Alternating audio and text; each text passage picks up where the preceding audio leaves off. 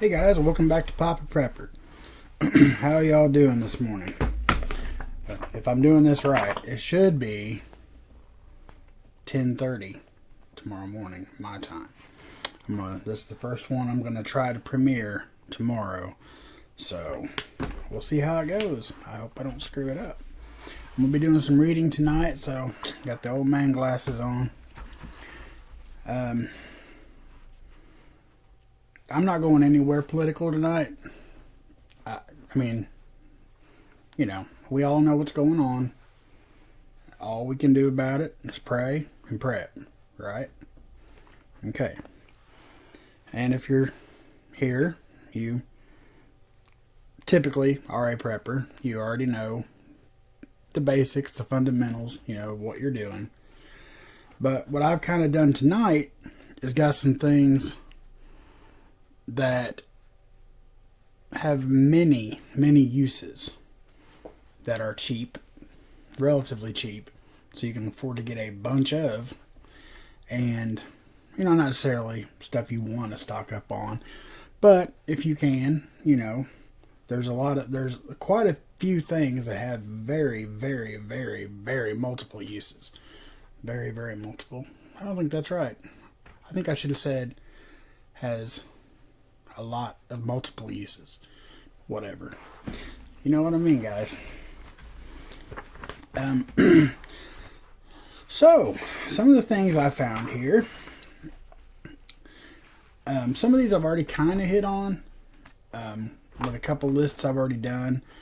But I think I even said I'd go back to it because there were so many. One of them being WD-40. So I'm just going to kind of read these off, kind of maybe voice my opinions in here somewhere, I don't know why my camera keeps zooming in and out. I don't think it's ever done that, so I'm not sure why it's doing it now, but I hope it's not too irritating for you guys. Okay, WD-40. Get rid of rust from tools, such as hammers, and drive the moisture out of tools to keep moisture out.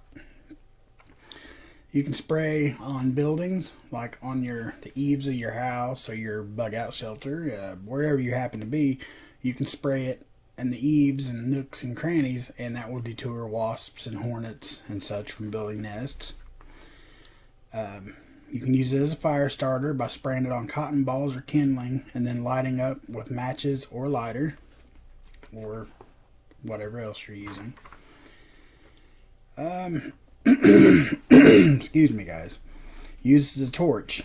I do not suggest this. You can do it, and it's a good self-defense tool if you had to as well.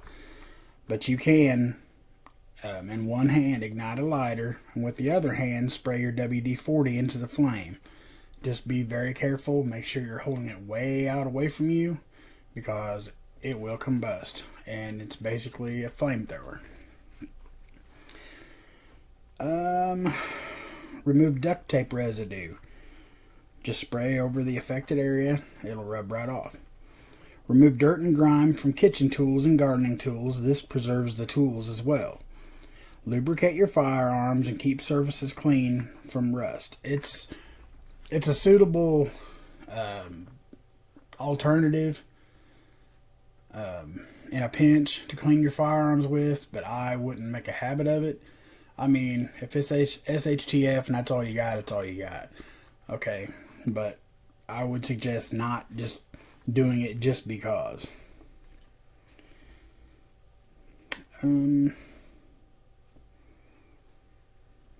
Removes grease from your hands. Protects leather from cracking. Keeps locks working if they get clogged up after being used outdoors a lot. Spray over hinges to loosen them up, and it also reduces squeakiness. We all know that. Spray over zippers to loosen them if they become hung up. Removes sap from surface. And if any of y'all even been camping, the sap can be treacherous to get off of your skin or anything else. Lubricate saw blades to inform Improve cutting ability. Spray over nuts and bolts to protect them, of course. And it is not just for loosening rusty, nasty bolts and screws and whatnot, but if you if you build and you apply the WD-40 when you're done, it will prevent it from rusting. Removes ice from your car's windows. That would have to be a last resort for me. Like, I had to leave right now because that leaves some nasty residue on your windshield. Removes moisture from electrical equipment. Protects fish hooks and lures. And there is an old wives' tale, like an old fisherman's tale, whatever, that spraying your lures and hooks with WD-40 actually attracts fish. Now, whether there's any truth to that, I don't know.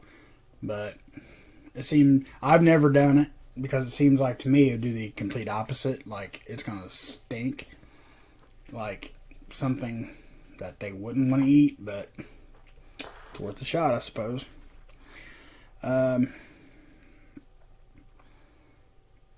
Waterproof your shoes and boots. I have done that. It does work. Make it easier to dig with a shovel. If you spray WD-40 over the shovel, the dirt will glide right over it. That is also true. I've done that. Protect your survival food. Insects and pests can easily climb up plastic storage containers, but they will have a very difficult time if you spray WD-40 over it. Again, I'm not sure that I would do that, but I mean, use your own judgment. Protects wood from splintering. If you spray WD-40 directly over wood, it will make it very hard to splinter into smaller pieces. And I'm sure there are more, but that's all that I printed out for WD-40. Okay, moving along. I'll try not to keep you guys too late this morning. And here are 12 uses for petroleum jelly. Of course, moisture dry, chapped, and sunburned skin. Protect small wounds, scrapes, and cuts. Lubricate metal parts on tools and gears. Clean dirt and sticky stuff off of hands. Lubricate old and stuck zippers. Keep old keys and locks working well. Moisturize chapped lips. Protect old dried out leather.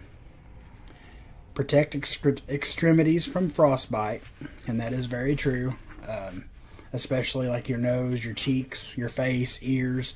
If you know you're going to be out unprotected, just rub that Vaseline, petroleum jelly, whichever you want to call it.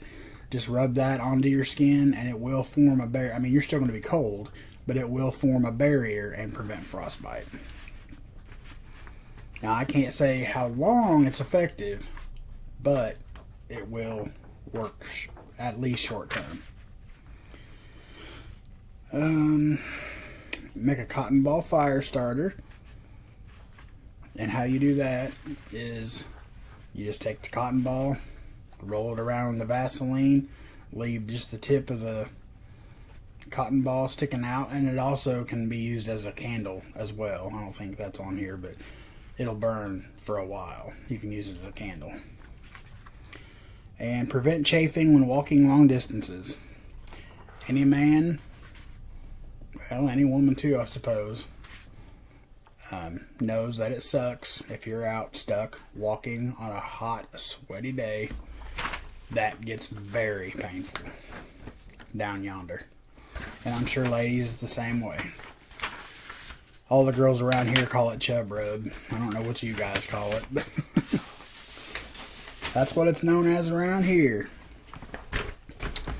I also found some very interesting uses.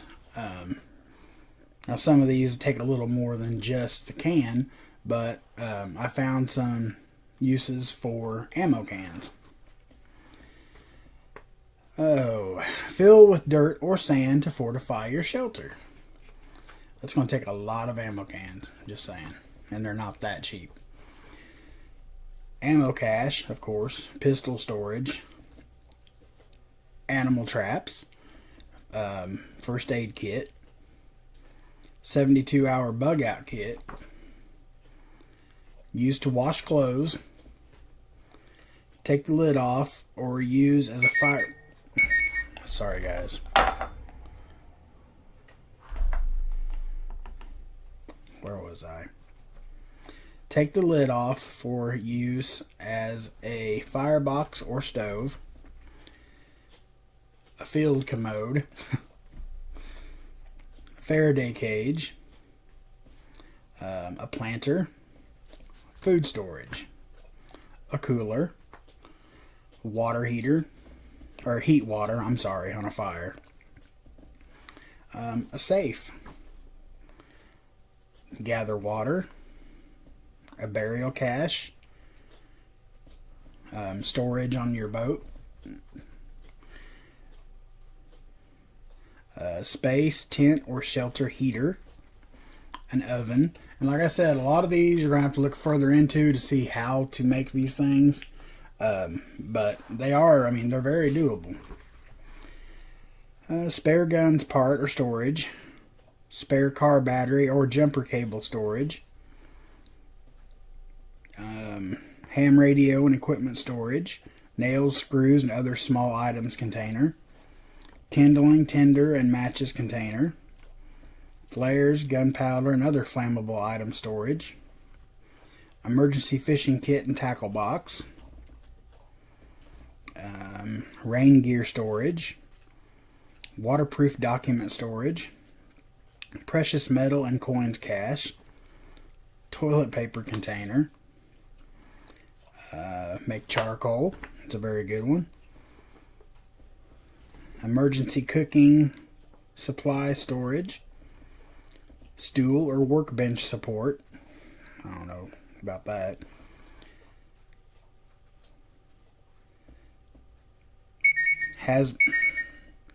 Hazmat waste container. Which, I mean, I assume they mean like sharp, you know, like insulin syringes and things like that. Fill with dirt, sand, or other material to add weight and use as a weapon.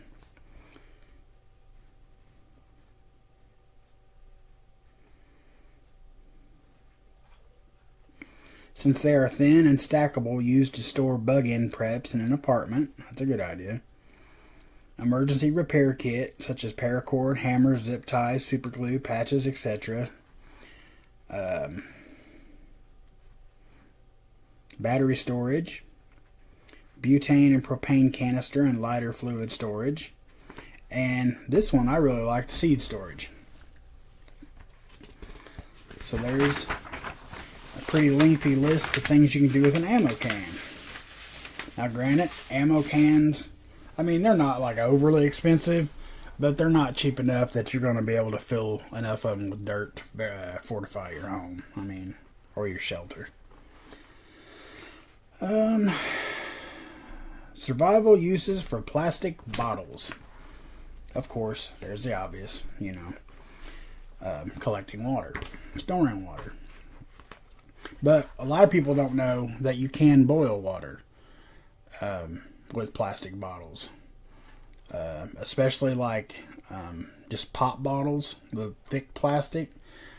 If you make a tripod over your fire and you hang that bottle over the fire, just where the flames barely can hit that bottle, the cool liquid on the inside keeps the bottle from melting. You can do the same thing with a styrofoam cup. If it's full of water, you can hold a lighter right under it and it will not burn through. Now it'll form condensation and it'll turn black, but it won't burn through. And the same goes with the plastic bottle. You hang it over the fire where the flames just can barely hit it, and it will boil your water.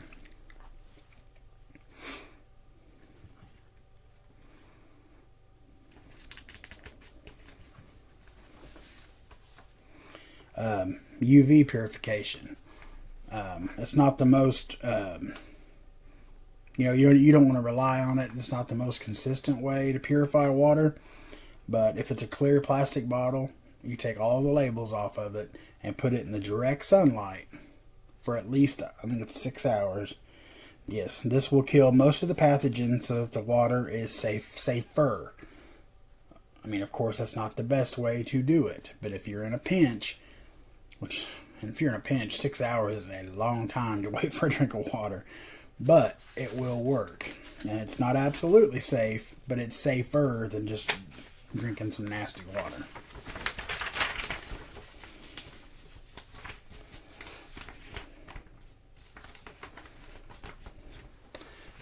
You can have a makeshift water filter. And, I mean, it's just basically how you would envision it in your head. You cut the bottom and layer gravel, sand, and charcoal. You also need to put a layer of cloth at some point to remove debris. The charcoal will draw out toxins and pathogens. As the water passes through this filter, you will be left with drinkable water. Create a float.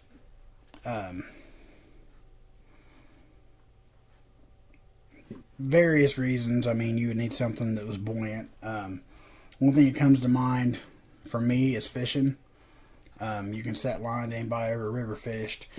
What you do is you set lines, and you can, instead of having to go out and check your lines every day or every couple hours, whatever, you can attach your fishing line to that bottle, and basically it creates a makeshift bobber. And then from the bottle, you tie it to a branch hanging out over the water. So as long as you see that bottle out there, I mean, you'll still want to check your bait and stuff, make sure nothing took your bait or whatnot. But,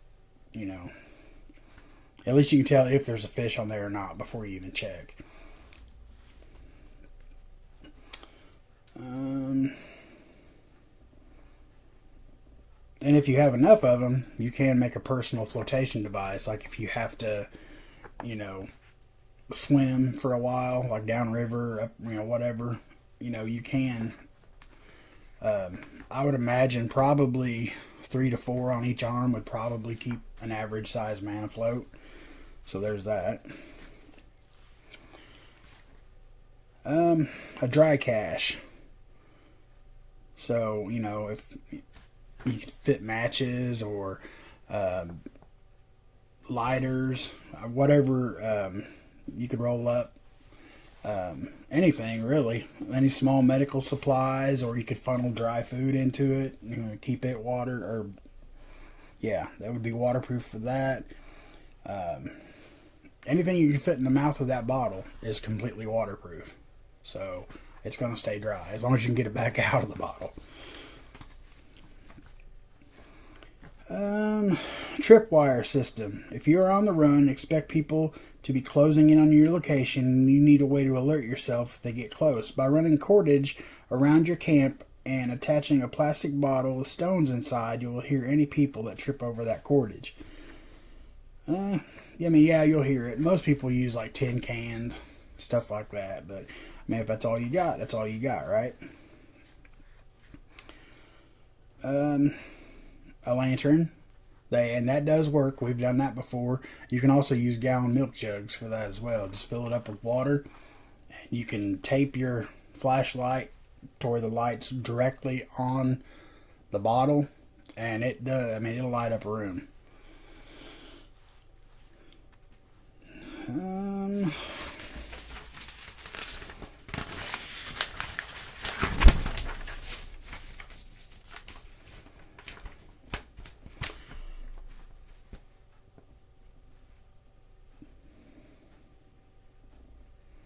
And again, it would take so many to do this, but you can use them for bulletproofing.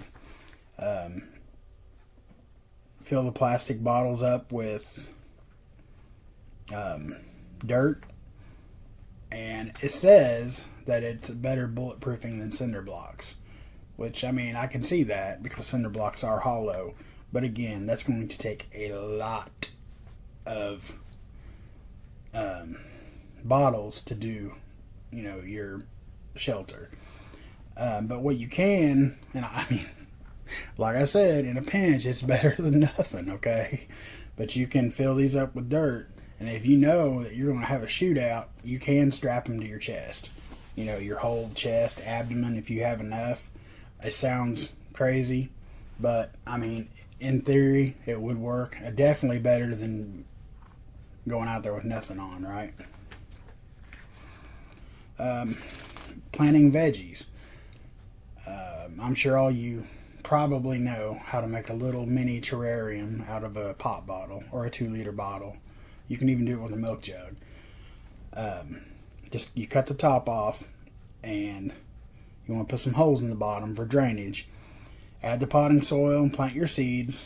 If you already have potted vegetables and want to water them, you can use plastic bottles as well. Just fill the bottle with water, punch a hole in the cap, and suspend it over your veggies. This will give you controlled drip for watering your garden. Let's see.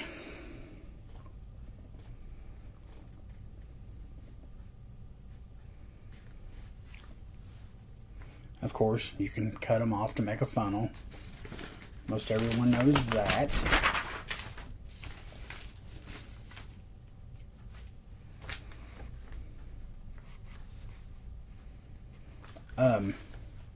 Take them once they're empty, if you have room, fill them about 75 to 80% full. Put the lids on and stack them in your freezer. That way, if you do have a power outage, those bottles of frozen water, those are going to stay frozen for days, as long as you're not, fanning the door open and closed. Those bottles will stay cold a very long time, which will in turn keep your food cold a lot longer than not having electricity.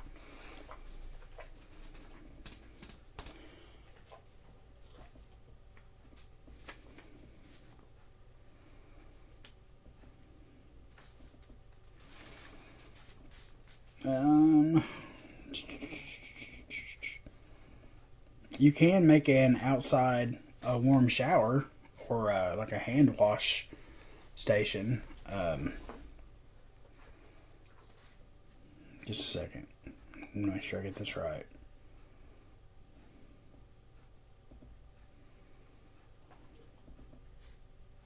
Yeah.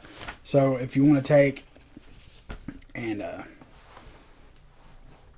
you can take the bottle, which like a 20-ounce bottle is going to be kind of a waste of time-ish. But if you take a 2-liter or a milk jug and you come up with some way to fill it with water and hang it upside down, and then it's not going to be much of a shower, but if you just barely unscrew the lid, you'll get a really good trickle coming down without totally taking the cap off. And it's threaded enough that the cap's going to stay on there, but you'll have a pretty decent trickle. And if you leave it in the sun, the longer you leave it out in the direct sun, the hotter your shower or your hand wash, body wash, whatever you're going to do with it, the hotter it's going to be. So take that and do with it what you will. I think that's all I got on that one. Yep. So we're at 23 minutes, 24 now. So I will probably go ahead and just wrap it up for this morning. I'm going to have to get used to that because it'll be morning when you guys see it. I'll be at work, but I will try to sneak in and say hi to everybody if there's anybody even watching at 10:30. I don't know, but a couple announcements. Okay, once again, there will be no Therapy Thursday this week, but I will be live with Grim Survival Thursday at 8 o'clock Eastern Standard Time. And then this Saturday, I usually go live at 8, but I'm going to go live at 7:30 because I'm going to have a special guest. I've become pretty good friends with this guy. Most of you know him as Sean M. He's in like everybody's live streams. He loves to get in there and chat it up. But I'm telling you guys, this guy is like a scary, mad scientist in the world of gardening. And I know a lot of you guys last week, several of you had questions and whatnot about gardening, and this dude can answer them. So he's going to stream live with me from 7:30 till 9 p.m. this coming Saturday, and that's Eastern Standard Time. And like I said, and he's all about it. He's going to, show you his indoor gardens, and I mean, this guy, he is nothing short of a genius when it comes to gardening. And then Monday, January 8th at 7 p.m. Eastern Standard Time, I am going to have a special guest, and it is the Prepping Plumber. Really good guy, really down to earth. I mean, he just, his videos are good. He just tells you as it is, or how it is. Good values, good, upstanding guy. And like I said, he's really new. He don't have a lot of subscribers. So I'm hoping to give him a little boost on that. Not that I'm anybody to, do that. But, I do have very good, loyal subscribers. And I know you guys will like him too. So, actually, you can go ahead and go over there and check him out if you want. Like I said, it's the Prepping Plumber. He's awesome. I really like him. So he will be here next Monday, January 8th at 7 p.m. So other than that, guys, God bless each and every one of y'all. I love you guys. Stay safe. Papa Prepper out.